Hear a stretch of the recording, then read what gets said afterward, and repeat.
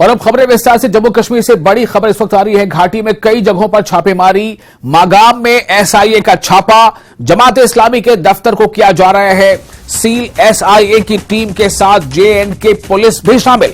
इस वक्त की बड़ी खबर फिर से एक बार आपको बता दें, जम्मू कश्मीर में इस वक्त एक बड़ी खबर आ रही है। जम्मू कश्मीर से खबर यह है कि घाटी में कई जगहों पर छापेमारी चल रही है।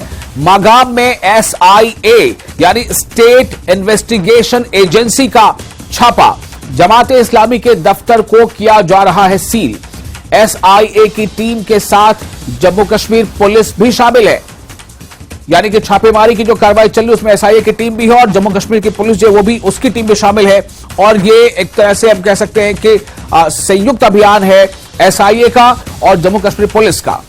तो लगातार जिस तरह से जम्मू कश्मीर में कई अलग अलग हिस्सों में, कई अलग अलग जिलों में SIA या फिर NIA की छापेमारी चल रही थी। एक रोज कबल भी हमने देखा कि NIA की छापेमारी चल रही थी, जम्मू में भी हो रही थी छापेमारी, पुलवामा में छापेमारी हुई थी, कुलगाम में हुई थी। और आज ये खबर काफी अहम है कि जम्मू कश्मीर से जो आ रही है कि घाटी में कई जगहों पर छापेमारी चल रही है। मागाम में SIA का छापा है, जमात इस्लामी के दफ्तर को सील किया जा रहा है, ऐसी खबर है।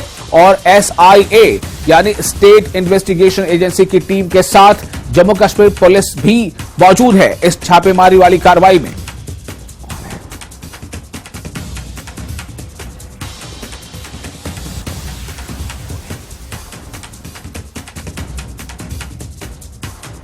तो SIA भी काफी एक्टिव है इस पूरे मामले को लेकर। और जिस तरह से ये मामला पूरा मिला जुलाकर टेरर फंडिंग तक जाकर जुड़ता है, तो टेरर फंडिंग को पूरी तरह से कर्ब करने की, उसका जो नेटवर्क है उसे कमजोर करने की, या यूं कह लें कि उसे खत्म करने की लगातार कोशिशें जारी हैं, ताकि घाटी में या फिर पूरे जम्मू कश्मीर में अमन व अमान की स्थिति को जो है ज्यादा यकीनी बनाया जा सके और उसे लॉन्ग लास्टिंग बनाया जा सके।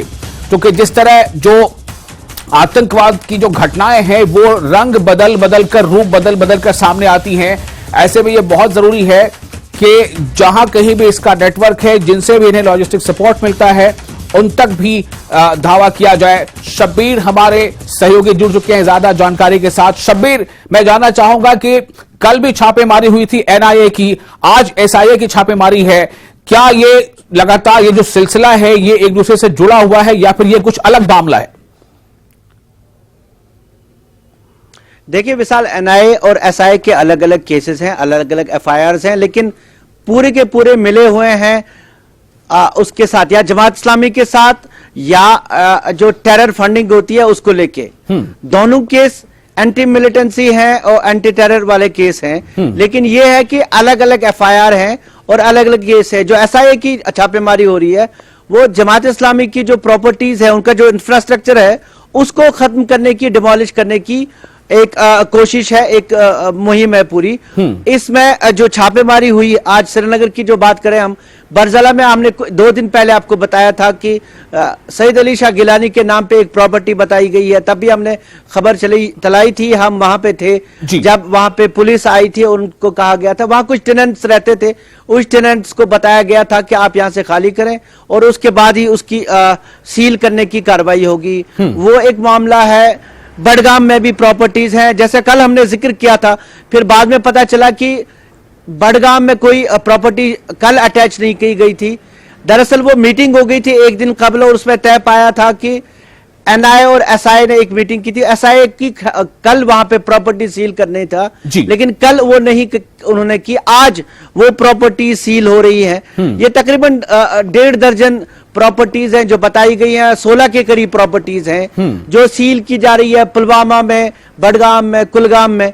ये एक पूरी जो मुहिम है, आपने देखा तकरीबन ये 200 से ज्यादा प्रॉपर्टीज ऐसी हैं जो पाबंदी शुदा जमात इस्लामी की बताई जा रही है और इनको अब सील किया जा रहा है। जी शब्बीर, जमात इस्लामी जो है उस पर वहां पाबंदी आयद है, वो प्रतिबंधित संस्था है और लगातार उनकी प्रॉपर्टीज, तो क्या इन प्रॉपर्टीज में ऐसे भी कुछ ऐसी इमारतें हैं या कोई ऐसा भी स्ट्रक्चर है जो अभी वर्किंग है, या जमात इस्लामी के तहत चूंकि जैसी कि खबरें उसके मुताबिक उनके कई स्कूल्स चलते हैं, कई फलाही इदारे चलते हैं, तो क्या ऐसी इमारतों को जहां कोई स्कूल या कुछ इस तरह के दूसरे काम होते रहे हैं, क्या उन पर भी जो है ये खतरा मंडरा रहा है कि वो भी सील की जाएंगी?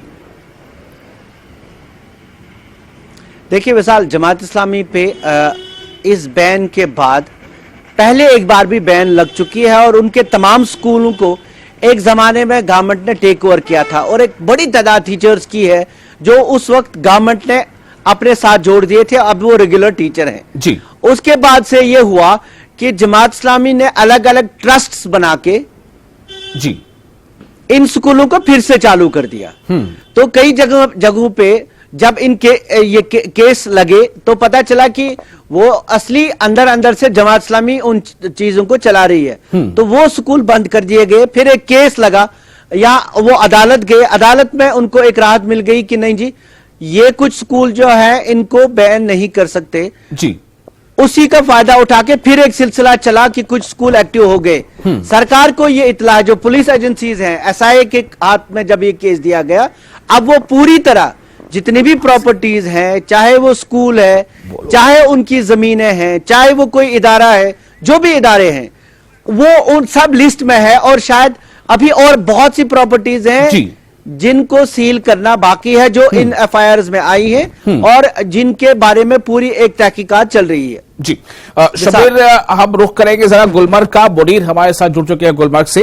मुनीर, मैं आपके पास आना चाहता हूं, किस तरह के इत्तलात आपके पास हैं, किस तरह की ये कार्रवाई चल रही है? कल कई हिस्सों में एनआईए का छापा पड़ा था, कुलगाम में, पुलवामा में, जम्मू में, क्या आज उसी के सिलसिले के तौर पर वहां आपके यहां भी ये चीजें हो रही है, या फिर आज की ये कार्रवाई कुछ अलग है?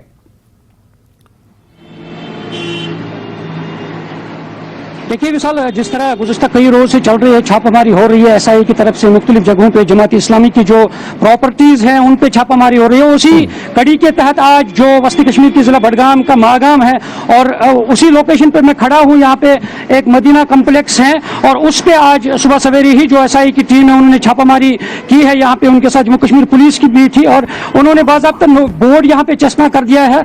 उस बोर्ड पे बाज़ाब्ता तौर पर लिखा है, by the order of DM Budgam this property of Jamaat Islami notified as unlawful association failing in village Magam Badgam under survey number 2023 three-storied shopping complex, Medina shopping complex constructed over land measuring 3 marla has been notified under the section of 8 of UAP Act in case FIR number 172019 US 101113 UAP Act of PS Batmalu under investigation with SIA Jammu Kashmir.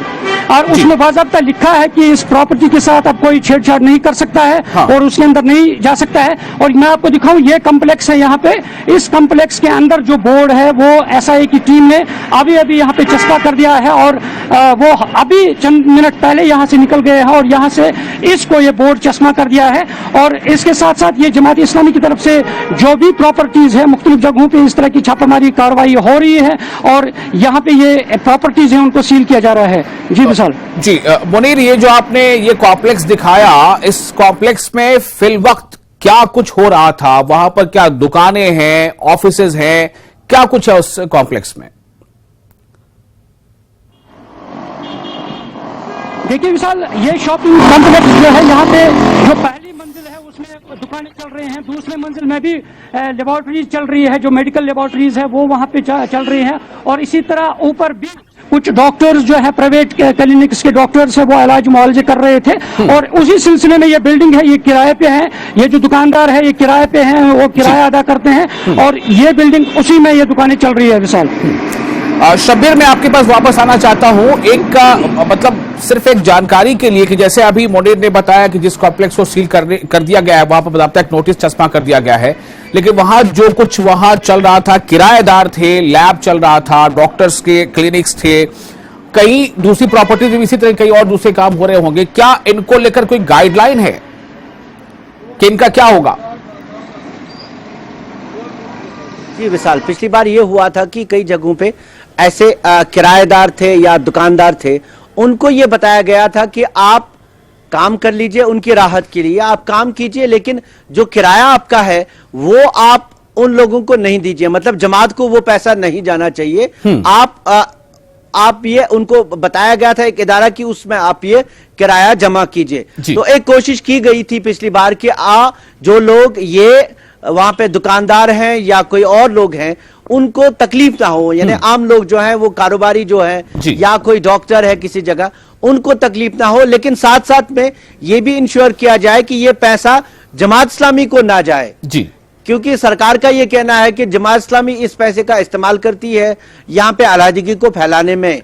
तो ये एक पिछली बार ये राहत दे दी गई थी। अब वहां पे क्या होगा वो अभी पता करना होगा, लेकिन मुझे जो लगता है पॉलिसी ये थी कि अगर किसी जगह ऐसे टेनेंट है, दुकानदार हैं या किसी का क्लिनिक है, उनको डायरेक्टली इफेक्ट ना किया जाए, एक तरीका निकाला जाए ताकि वो फंडिंग भी जमात की तरफ ना जाए लेकिन वो लोग भी काम कर सके। विशाल जी, मुनीर मैं यही सवाल आपके पास लेकर आना चाहता हूं, क्या आपके पास कोई जानकारी है, कुछ बात हुई है ऑफिशियल से इस बारे में? जाहिर है जो लोग वहां पर पहले से क्लिनिक चला रहे हैं या कोई लैब चला रहा है तो उसके लिए तो एक अचानक ये मसला खड़ा हो गया, तो क्या उन्हें वहां खाली करना है या फिर जैसा शब्बीर बता रहे थे पिछली बार के तहत कि वो अपना किराया कहीं और जमा करेंगे?